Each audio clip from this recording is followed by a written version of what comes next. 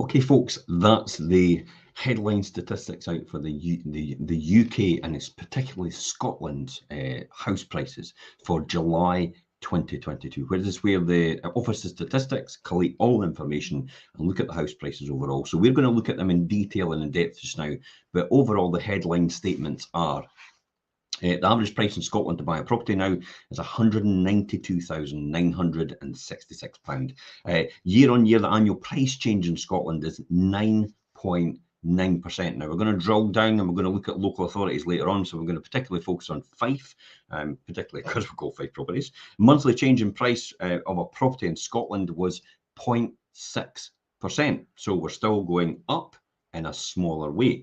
And so the economic statement from the Office of National Statistics: house prices have increased by 9.9% in the year to July 2022, down from an increase of 11.4% in the year to June 2022. On a non-seasonal adjusted basis, average house prices in Scotland have increased by 0.6% between June and July 2022, compared with an increase of 1.9% during the same period a year earlier.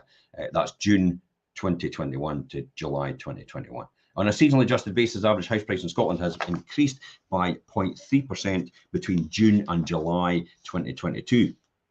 With the provisional estimate for the May 2022 of volume transactions decreased by 0.6% in Scotland, the UK volume transactions increased by 34.5% over the same period. In Scotland, terraced houses showed the largest increases. That's probably quite prominent in Fife as well. Terraced houses seem appropriately priced in terms of the category, and because they're not semi-detached, they're a lot more, and so detached as well. So people are actually seeing good family homes with the terraced houses. So they actually were rising by 11% in the year to July 2022 to 164,000. The lowest annual change of all property types was in flats and maisonettes. I still think flats and maisonette properties, that's over, maisonette is an upper flat, or it's over 2 levels. So that's maisonette. A flat is just 1 level, or an apartment. Depends on the price point where a flat becomes an apartment. The lowest annual change for all property types, as I said, was flats and maisonettes, with an increase. There's still an increase of 8% in the year to July 2022 to 132,000. That's for a flat or a maisonette on average right throughout Scotland.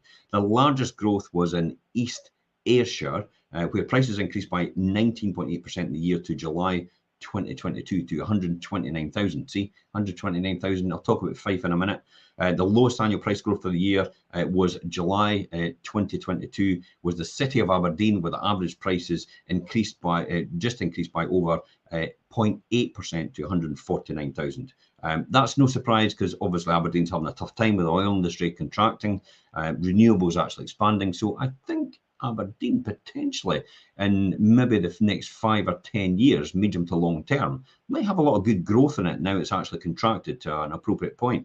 All indicators suggest that the housing market, which typically fluctuates from month to month, that's what they all indicate, is important not to put too much weight on this month in itself, but look at it in a bigger picture. In terms of Fife, it's a similar picture as well. Let's look at a wee graph and look at the annual price change over the years. So here we are, here from July the July 2018, right across. So you can see along the bottom all the dates in there. And then you can see the house price growth as it goes. Never a point really has it been negative. It did drop slightly when July 2020. That was no surprise. That was a pandemic. Everybody panicked. Prices dropped. And then boom, they all took off. And then it keeps going from there. Now we're leveling off. This is the annual price change over the last 5 years. Let me just talk about the average price change. In Scotland, average prices have increased by, give me 2 seconds, by 9.9% in the year to July 2022, down from an increase of 11.4% in that year as well. Annual price change by local authority. Let's have a wee quick look at that. Now, this is by a local authority, an annual price change. This is where you'll see Fife. See if we zoom right in on there, there's Fife. The average price in Fife is £168,599. Basically about 169,000 for the average price of a property in Fife. It's up from 154,948, which is just over a year ago, which makes that price change of 8.8%. Any questions, please feel free to ask how it affects things. And I'll look at volumes as well in Fife. This is actually really good as well, because I've got a volumes one as well, which actually shows us a lot of good information, a lot of good feedback about the Fife market itself and how resilient it is in terms of all the other ones. So that's the annual price change in Scotland. The biggest hitters are clearly East, the one that they said East Ayrshire, but then the price point for East Ayrshire is a lot less, see 19.8%, but you've got, you know, your average price in there is £128,700. So that's why it makes a fundamental difference. Here's the average price point by local authority, just on a graph. So you could see where it shows you where we're a lot more affordable. See there, you've got the blue is actually less than 70,000, and then the blues are obviously a lot less. Midpoint is that slightly off colour, brown colour. I'm not really sure what you call that. If anybody's got any answers to that, what that colour is, cream maybe. And then it goes up to red, which shows you the higher priced areas. So let's just zoom in on that and see where Fife is in comparison. See, we're midpoint in terms of the colour, and as well as Dumfries and Galloway and that. And you can see the hotspots are over in Edinburgh and also in Perthshire. And then we've got the Highlands, which are a bit less. And then you go out to the over into the islands area, and they're obviously significantly less as well. And there's the other areas in here which are a lot less, over the Glasgow, Renfrewshire area. So hopefully that'll give you a good price point about where things are. In July, the most expensive area to purchase a property was City of Edinburgh, where the average cost was £329,000. £329,000 compared to what is in Fife, which is £169,000. Huge difference. And yet we're physically just over the water. When you think about it, it separates between the two of us, and it's becoming easier for people to actually commute into Edinburgh. The train line in the Levenmouth area in Fife itself will make it a lot easier to get into the Edinburgh area, which could possibly see an expansion of people coming out of Edinburgh and moving into Fife. Home working has actually is still here to stay, and that has also obviously had an interest as well, where people are actually seeing a better price point in the Fife area and moving out to Fife and positioning themselves and their family in the Fife area, because it's more affordable and it's easy just to commute in, and they can work from home for the majority of the time. Again, that holds true. In contrast, the cheapest area to purchase is Inverclyde, with an average cost of £125,000. Let's have a look at average price by property type. This is actually quite an interesting one in here. So this is an average price by property type. I'll just pop that up on the screen. Here we are there. And this is what I talked about in the beginning, where you've got detached. Average price in Scotland has gone up by 10.9%, 10.8% for the semi-detached, 11% for terraced. That's seen the biggest jump, although not significantly as much as the rest of them when you think about it. Flats and maisonettes still sitting at 8%. You can see the average price point right throughout Scotland. Huge difference. I mean, you're double. The price of a terraced house in Scotland is half the price of a detached house in Scotland, and that's why it's more affordable to the people in Scotland, and equally in Fife itself. More importantly, let's talk about sales volumes. This is a huge impact on where we are in terms of the market. We talk about all the time about people saying the market's crashing, the market's crashing, the market's probably going to crash. Now, let me show you why the market isn't crashing and why it's more than likely, well, it is, because you see our weekly updates that we do on a Sunday night, I do every single time, and it shows you there's an oversupply of property right now in the market. But let me show you the actual facts here, which suggest that there is no crash coming, because and I'll tell you here right now, and we can see that. If we zoom in on here, we can see that overall in Scotland, the number of transactions sold, it's all transactions, remember, it tells you how much demand there is in the market year on year. Now, this is July or May last year, because they couldn't get the figures for July yet. So this is May last year compared to May this year. Now, while in Scotland overall, the number of transactions for properties sold has actually dropped, in Fife itself, it is actually increased by 3%. So 555 properties were sold last year in Fife at this month. And then this year at the same month, 574 properties were actually sold, which tells us straight away that there's more demand in Fife for properties, because there's more properties being bought in Fife year on year. So the number of properties being bought has gone up, so more demand has gone up. So that's demonstrated clearly that the market's still quite resilient in the Fife area, and the average price point has gone up as well. What we're experiencing right now is an oversupply of property, as 30% more property has come onto the market overall in the last quarter of the Fife property market in the last quarter itself. So there's an oversupply to 30% more. We've gone from about 550 properties sitting available for sale over the whole Fife property market with all the estate agents to round about 750 properties for sale. We can actually just check that right now. I'll just quickly jump off on there, and then I'll just quickly bring up Zoopla, and we'll see where we are today in terms of the Zoopla numbers. Zoopla is a good indicator. It tells us where we are in terms of the number of properties. A lot of agents can't afford to use Rightmove because it is a high entry cost to use Rightmove, so they tend to use Zoopla all the time. A lot more go on Zoopla, the lower end of the property market. People can't afford the subscription fees for Rightmove itself, so this is why we use Zoopla as the sort of benchmark is how many properties are available for sale and how many properties are available for let. So we just type in Fife. As I said, about 3 or 4 months ago, it was 550, and we're sitting available right now 766. So that basically means your 766 minus 550, you're talking about 216. So if we take 216 and divide it, so 216 divided by the 550, that's a 39% increase. Almost 40% more properties available for sale now in the Fife property market than there was before. Why am I saying that, and why is that important for me to talk about that figure? Well, it gives us a strong indication right now there's more properties coming into the market. Therefore, the same demand is there as the year before, if not just slightly more by 3%.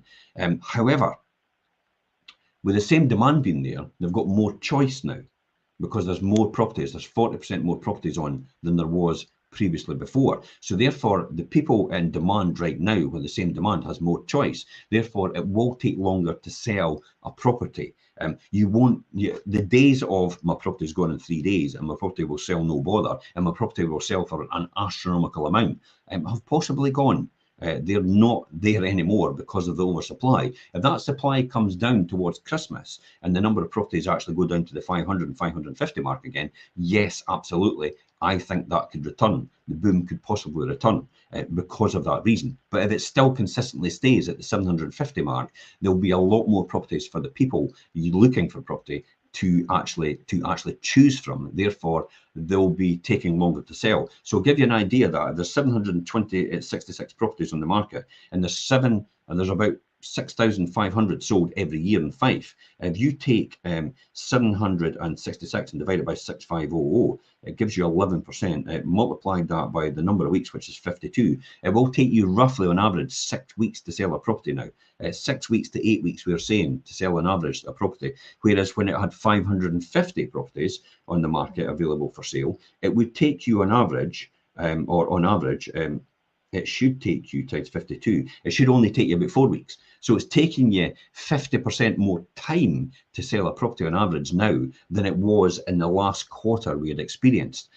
So that gives us a good indication. So if you're a seller out there, you have to come to terms with it's no longer being a case that your property is going to sell quickly and it's going to sell an astronomical amount.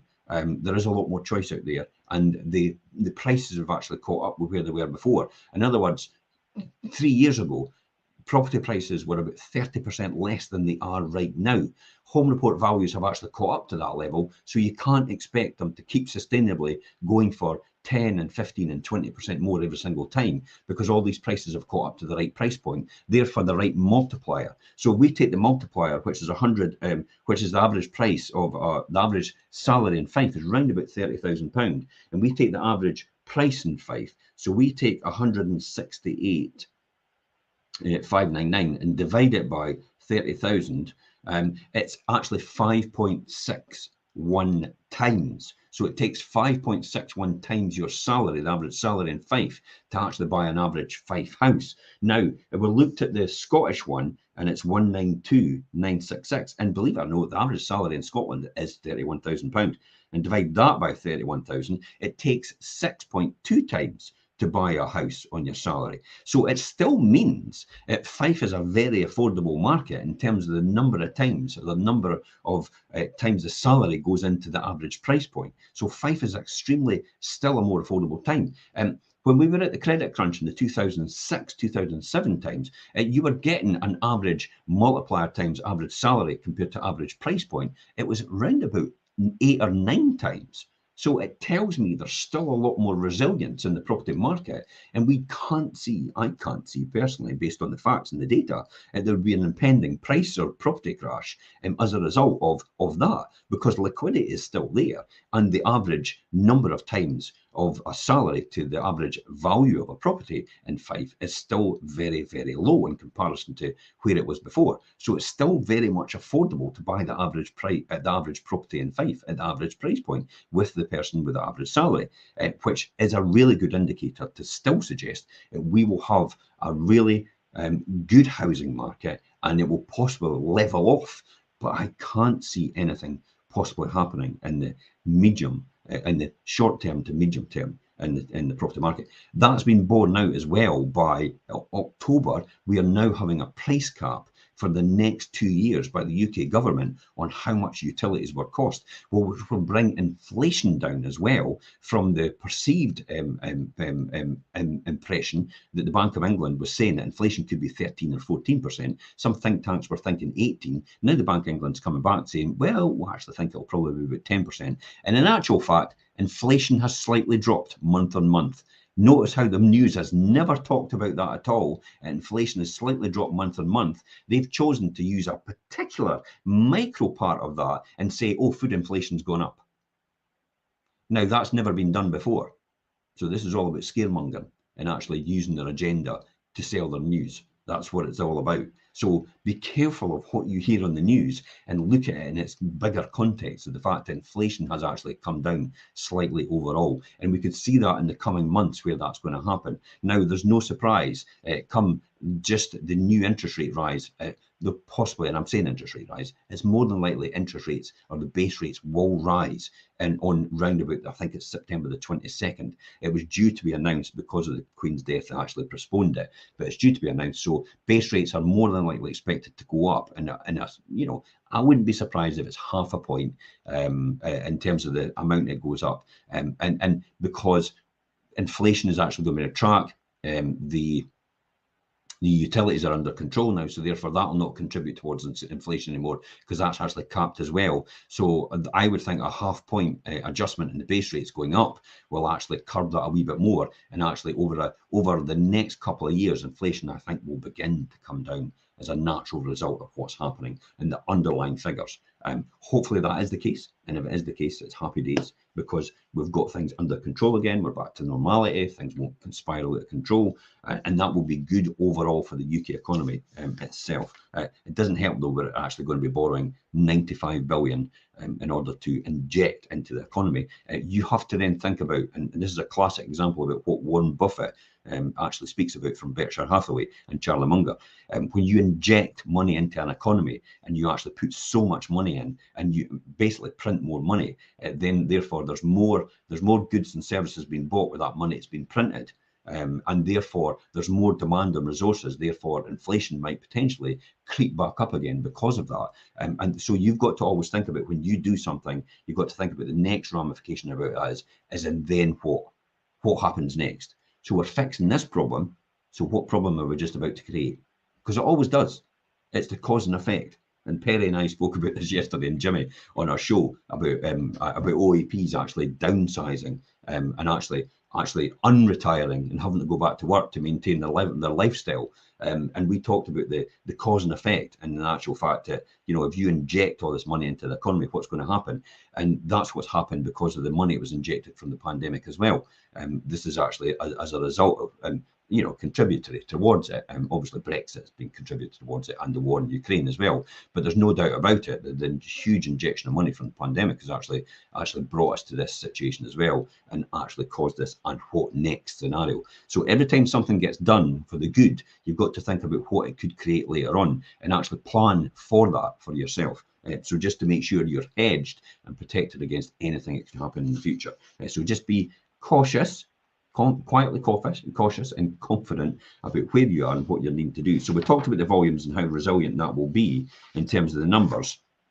And we'll just, I'll just quickly look and see if I've got anything else I want to discuss.